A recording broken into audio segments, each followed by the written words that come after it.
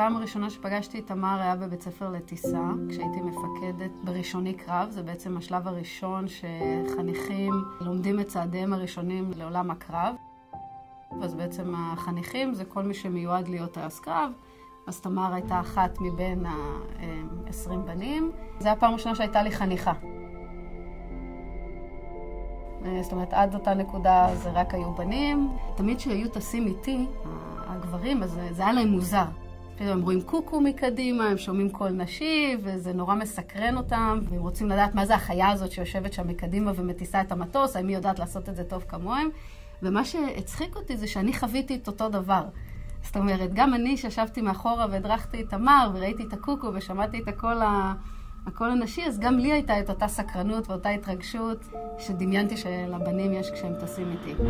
אם תרצו לדרך אתכם, יש לנו עוד זמנים על המפה, -10 במטרה הראשונה, -20 בשנייה, -30 בשלישי. קיבלנו.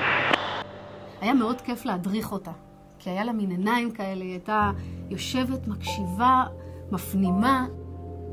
בכיתה י"א היא כבר הייתה תלמידה לא שגרתית. עם כל זה שבנות התעניינו ושאלו ולמדו וחיפשו וכן הלאה, באיזשהו מקום אצל תמר, זה ודאי בי"א, אני יכול לומר, מה שנקרא, היא קבעה את מקומה בבית המדרש. ולכן היא התמודדה עם טקסטים מאוד מאוד ראשוניים, וטקסטים שפה של לשון חכמים, שפשוט צריך לשבת עם מילונית ולתרגם, זה לא פשוט. והיא הייתה מאוד מאוד ממוקדת מטרה, לא לעזוב את הטקסט עד שהיא מבינה אותו. עד כדי כך שהיא יצאה מגדר עצמה, והיא הכינה בבית המדרש בריסטול, עם כל ראשי התיבות שאנחנו נתקלים בהם, תלתה את זה בבית מדרש. במקום שיבואו וכל מה ישאלו אותה, אז אוקיי, היא הוציאה את הידע שלה לרבים. עכשיו אנחנו עובדות על עבודת חנוכה, ימים כלילות. פיקה צביק. פיקה צביק, הבאנו אותו לפה כדי שיעזור לנו עם המוזיקה קצת.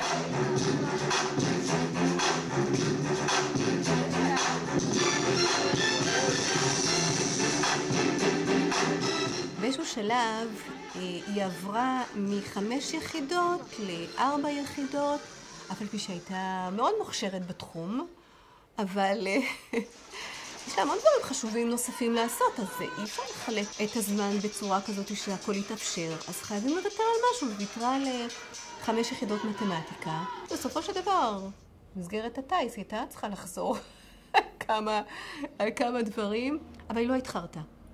אני שאלתי אותה. אני זוכר ירדה קורס והגיעה אלינו, אז בפעם הראשונה שפגשתי אותה, אז חבר שניגש להגיד לה שלום, הושיט יד כדי ללחוץ לה את היד, והיא ישר אמרה לו, לא, אני שומרת נגיעה. ואני אמרתי לעצמי, וואו, מה נפל עלינו? כאילו עכשיו. האירוע שאני זוכר הכי חזק זה שבאחד המבחנים, אם אני לא טועה, זה הסטטיסטיקה. אני במספרים, זה לא הולך טוב. ביומיים ישבתי עם תמר, חוץ מלישון את 4 שעות בלילה, ישבנו כל הזמן ביחד, ובזכותה קיבלתי ציון שהוא מעל 80. בגדול, כולנו נשענו על הידע של תמר. את רוב הציונים שלי אני חייב לה. אני לא אשכח את זה שהיה לנו מבחן בפיזיקה, ושתינו היינו גרועות בפיזיקה. ולא הלך לנו, ידענו שלא הלך לנו, ונכנסנו לחדר באחת מההפסקות, ואמרתי לה, יואו, תמר, קיבלתי את ציון בפיזיקה. ואז אמרתי לה כמה קיבלתי, שתינו שחקנו, כי נכשלתי. ואז היא אומרת, טוב, מעניין כמה אני קיבלתי, פותחת את המחשב, עומדת מול המחשב, ואני זוכרת את האמת, אומרת, יואו, זה פשוט מעליב. אמרתי לה, תמר, מה קרה? קיבלתי 14, זה פשוט מעליב. זה סיפורים כאלה שהיינו שומעים מהצד השני של המסדרון. איך תמר יושבת לפני המבחן ועושה הרצאה לכולם על מה הדברים שצריך לדעת וללמוד כדי להצליח. אחרי המסלול פוליטיקה וממשל, אשר מקבלים תואר בוגר בפוליטיקה וממשל עם חטיבה מורחבת במדעי התעופה והטכנולוגיה וחטיבה מורחבת בניהול. ראשונה תעלה הסטודנטית שהגיעה להישגים הגבוהים במסלול, מתכבדת להזמין את תמר אריאל.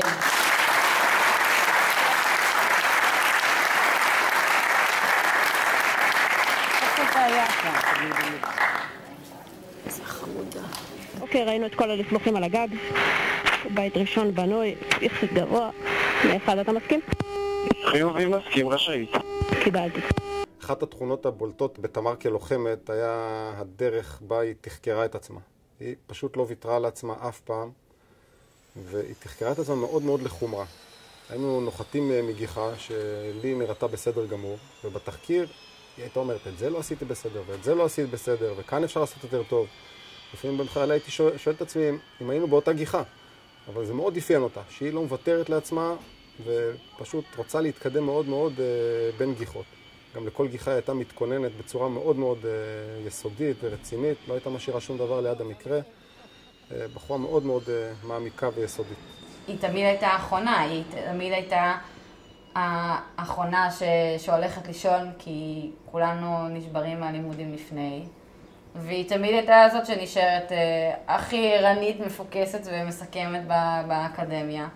אז תמיד הייתה היא. היה לנו איזו קביעות בבית המדרש שאחר הצהריים לבנות שרוצות ללמוד, באזור 4 אחרי צהריים היה מתכנסים מי שרוצה. זה היה האחריות שלי. פעם אחת יצאנו כל הצוות, אני לא זוכר למה, הגיע 4 אחרי צהריים ואופס, אני יודע מה לעשות. הצוות שיכול היה למלא את מקומי בקטע הזה היה איתנו ולא ידעתי מה לעשות. התקשרתי לתמר, אמרתי לה, תשמעי, יש 4 אחרי צהריים, בנות באות ללמוד ואני לא נמצא ואני לא מוצא אף אחד שיכול להיות שם עכשיו, לא יכול להטריח מישהו איזה אימא עם ילדים ולא נעים לי. שאלתי אם היא יכולה להרים את הכפפה, והיא בשניות אמרה כן. הלכה, מצאה ספר, צילמה דפים, והעבירה את השעה הזאת. כל הזמן מעצם העובדה שפניתי לתלמידה בכיתה י"א, שתלמד בבית המדרש מעכשיו לעכשיו. זה דבר ייחודי. תמיד היה לה את הספר שלה, הייתה שומרת אותו גם בסרבל. היא גם הייתה מתפללת בבוקר ובערב, הייתה ממש מקפידה על זה. ממש, כל בוקר, כל ערב. אז לראות את הסרבל ואז את הספר תורה שהיא מסתובבת איתו, זה עם ישראל, זה מדהים.